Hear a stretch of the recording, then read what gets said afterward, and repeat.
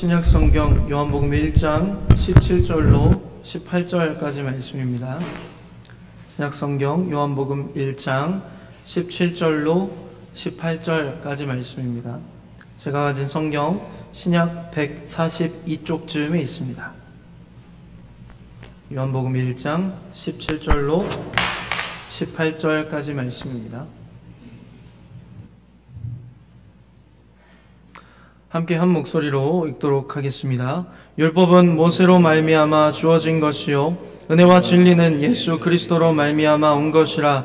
본래 하나님을 본 사람이 없으되 아버지 품속에 있는 독생하신 하나님이 나타내셨느니라. 아멘. 사랑하는 성도 여러분, 여러분은 무엇을 믿으십니까? 그리고 믿는 바 어떻게 살아가고 계십니까? 우리는 우리 스스로를 제3자에게 지칭하여 이르기를 그리스도인이라고 이야기합니다. 기독교인이라고 이야기합니다. 예수 믿는 사람이라고 이야기합니다. 그런데 과연 정말 그 이름에 걸맞게 살아가고 계십니까? 그리스도인다움이라는 것은 무엇일까요?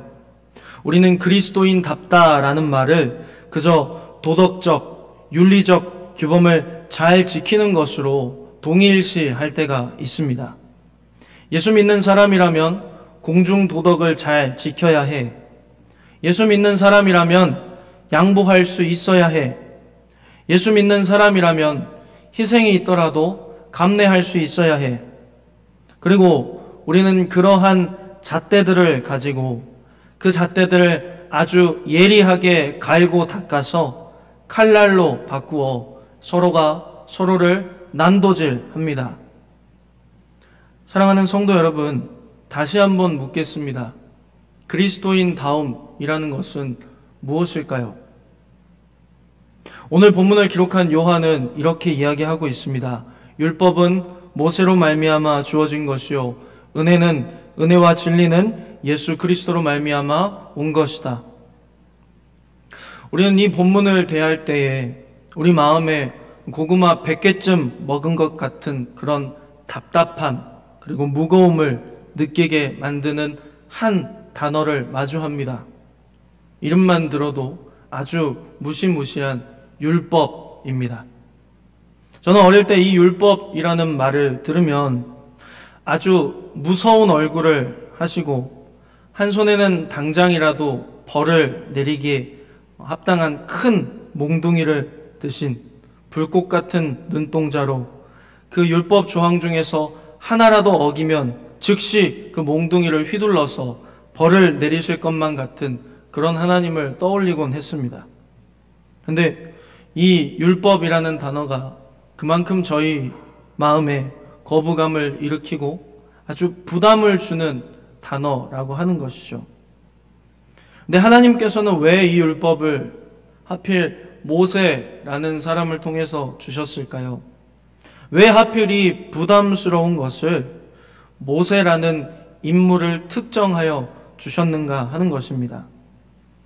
그것을 우리가 생각해 보기 위해서는 모세가 율법을 받게 되었던 당시의 상황을 생각해 보아야만 합니다. 모세는 한때 이집트에 잘 나가는 왕자였습니다. 그러나 그는 살인을 저지르고 그 노년에는 사막에서 황무지에서 양이나 염소를 치는 보잘것없는 노인으로 그렇게 그의 인생을 보내고 있었습니다. 그런데 하나님께서는 그 노인인 모세를 찾아오셔서 이스라엘을 구원할 인도자로 모세를 세워주셨습니다. 하나님께서 그들의 조상 아브라함 때부터 약속하셨던 가나안 땅으로 인도해낼 인도자가 바로 모세이다라고 말씀하셨습니다. 하나님께서는 그 말씀하신 그대로 이집트 땅에서 하나님의 놀라운 위엄을 보여주셨습니다. 그리고 이스라엘 백성들과 모세는 그 하나님의 권능을 피부로 실감하였습니다. 그리고 그 정점은 홍해의 바다를 건넌 것이죠. 그들은 그 물결이 출렁대는 깊은 바다를 마른 땅을 밟아 건넜다라고 성경은 기록하고 있습니다. 그 놀라운 하나님의 권능을 맛보고 마침내 이스라엘 백성들은 이집트의 노예 생활을 벗어나 사막에 도착하게 되는 것이죠.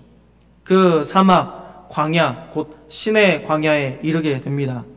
그들이 신의 산에 이르렀을 때 하나님께서는 이스라엘 백성과 언약을 체결하십니다. 그 언약은 다름이 아니라 하나님은 이스라엘의 하나님이 되시고 이스라엘은 하나님의 백성이 되는 언약이었습니다. 바로 그때 하나님께서는 모세에게 하나님께서 직접 새기신 두 돌판에 10가지의 계명을 담아 주셨습니다.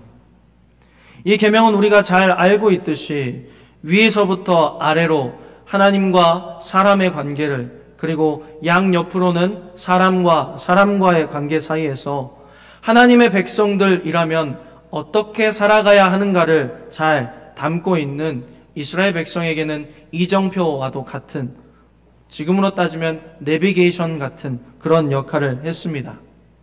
그런데 하나님께서 주신 단 10가지의 조항조차도 이스라엘 백성들은 그것을 온전히 지키지 못했습니다.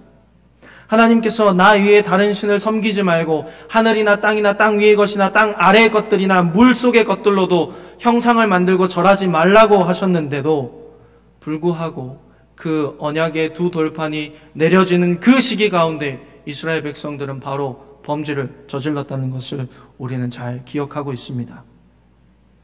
하나님의 백성으로 선택받았지만 그들도 그 부르심에 자격이 있어서 다른 이들보다 특별해서 부르심 받지 않았다라는 사실을 증명해 주는 것이죠. 먼 옛날에 이스라엘 백성이나 예수님 시대의 이스라엘 백성이나 초대교회의 이스라엘 백성, 초대교회의 교인들이나 그리고 중세교회의 교인들이나 그리고 현대 이 시대를 살아가는 우리 교인들 똑같이 누구 하나 다 하나님 앞에는 구원받을 만한 특출난 자격이 없다라는 것입니다. 그러한 모습들은 우리 역사 가운데서 계속해서 이어져 왔습니다. 사람들은 끊임없이 자기 자신을 또는 재물을, 여러 가지의 모양의 우상들을 하나님보다 더 사랑하고 하나님보다 더 소중히 여겼습니다. 그러나 그들은 언제나 자기 자신을 이르러서 이렇게 이야기합니다. 나는 하나님의 백성이다. 그렇게 사람들은 하나님의 말씀을 제대로 알지도 못하면서 자신들이 섬기는 하나님께서 자신들에게 요구하는 삶의 방식을 제대로 알지도 못한 채 스스로를 하나님의 백성이라 위안을 삼으며 온갖 악행을 저질러 왔다라는 것이죠. 그 결과 그렇게 자부하던 이스라엘이 어떻게 되었을까요? 나라가 두 쪽으로 쪼개지게 되고 그 두 쪽으로 쪼개진 나라도 그들이 개처럼 멸시하는 이방인들에게 망해도 단단히 망해서 그들은 온 세계에 뿔뿔이 흩어지는 비참한 결국을 맞이했습니다. 그러나 하나님께서는 바로 그 이스라엘에 다시 예수님을 보내셨습니다. 창조 전부터 영원하신 하나님과 함께 계시면서 그 하나님의 품 안에서 하나님의 기쁨을 충만케 하시던 하나님의 독생자 예수 그리스도께서 친히 인간의 몸을 입고 2000여 년 전에 유대 땅 가운데 오셨습니다. 예수님께서 이 땅 가운데 오셔서 하신 일이 무엇일까요? 본문은 은혜와 진리를 오게 하셨다라고 기록합니다. 예수님으로 인하여서 이 땅 가운데 비로소 하나님의 은혜와 하나님의 진리가 나타나게 되었다라는 것입니다. 하나님의 말씀은 받아도 그 말씀 가운데 주신 뜻을 알지 못하는 어리석은 우리들을 위하여서 그리스도께서 하나님의 은혜와 그 진리의 말씀을 명백하게 보여주시는 길을 열어주셨다라는 것입니다.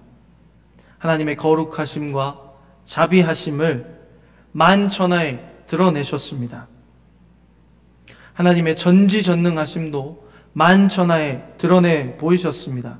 그리고 그 마지막은 십자가의 대속으로 장식하셨습니다. 곧 자기의 몸을 그 십자가 위에서 완전히 찢기시고 모든 물과 피를 완전히 쏟으심으로 말미암아 하나님의 공의를 완성시키셨고 그 모든 이루신 의를 다 우리의 것으로 삼아 주셨다 하는 것입니다.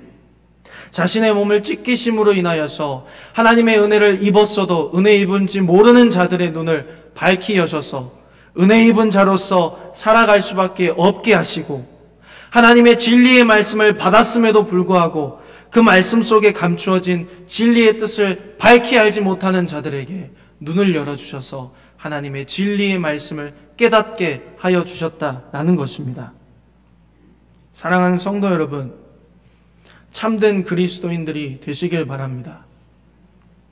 그리고 그 참된 그리스도인이 된다라는 것은 곧 예수님이 누구이신가를 바로 아는 것에서부터 출발합니다. 내가 바라고 내가 생각하고 내가 만들어낸 하나님이 아닌 말씀 가운데 자신을 스스로 밝게 비추이시면서 자신의 백성들에게 자신을 나타내 주시는 그 하나님을 바로 아시는 저와 여러분들이 되기를 소망합니다. 우리가 그렇게 하기 위해서는 어떠한 일들이 일어나야 할까요? 오늘 본문에 나와 있지는 않지만 하나님께서는 예수님을 죽음 가운데서 다시 살리시고 그리고 하나님께서 그 예수님을 자신의 보좌 우편에 앉히시기 위하여서 하늘로 올리실 때에 제자들 가운데 너희가 몇 날이 안 되어 성령을 받을 것이다 라고 말씀하셨습니다. 예수님이 말씀하신 그대로 제자들은 오순절날 마가의 다락방에서 기도할 때 불같이 갈라지는 혀와 같은 성령의 충만함을 받게 되었습니다. 그들이 성령 충만함을 받게 되자 그들이 먼저 예수님께서 그들에게 가르치셨고 말씀하셨던 것들이 깨달아지게 되었습니다.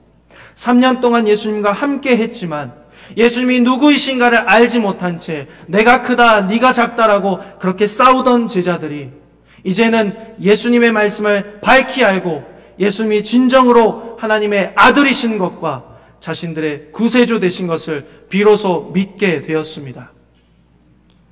그들이 성령을 받고 일시에 3,000명에게 복음을 전하고 세례를 주는 역사가 일어나자 이 땅 가운데 비로소 교회가 세워지게 되었습니다.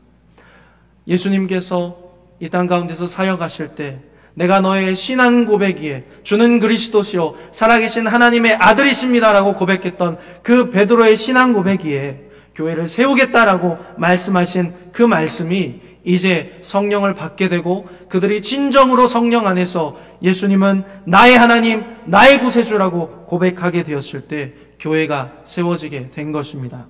사랑하는 성도 여러분, 우리가 진정으로 그리스도인들이 되기 위해서는 먼저 우리가 성령의 충만함을 받아야만 합니다.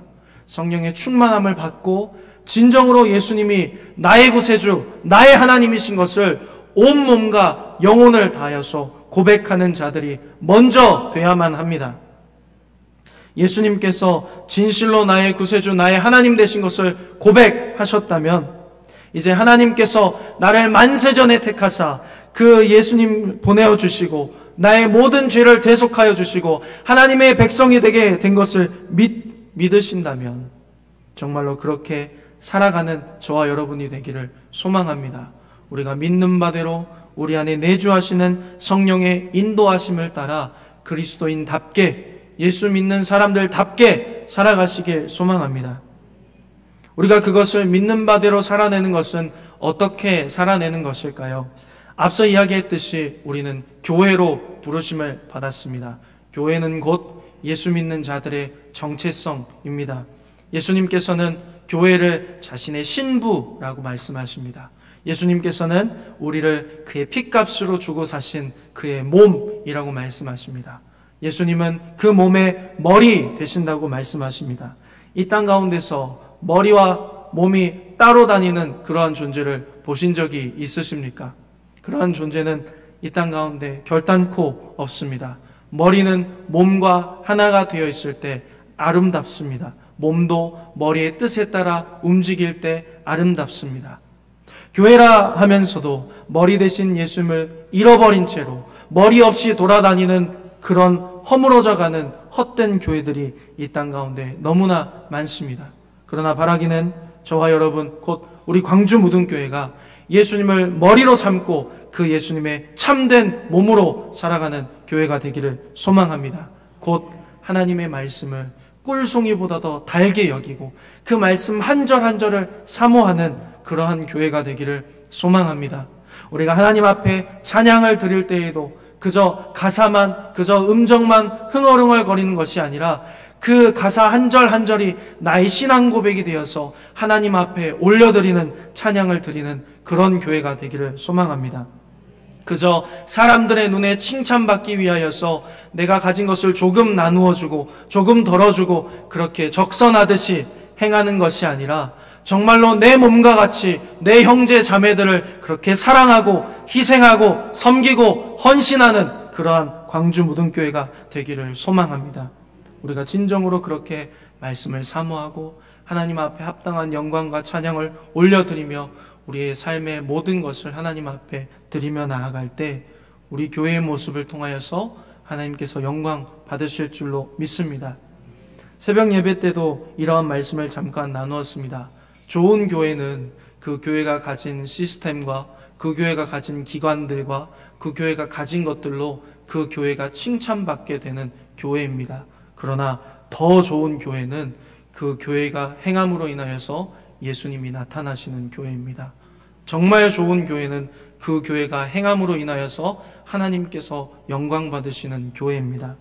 우리가 예수님의 은혜 안에서 구원받았기 때문에 우리가 드러낼 것은 우리 자신이 아닌 오직 예수님밖에 없다라는 사실을 기억하시면서 정말로 매일매일 교회답게 그리스도인답게 하나님의 자녀들답게 살아가시는 저와 여러분이 되어가시기를 주님의 이름으로 축복합니다. 기도하겠습니다.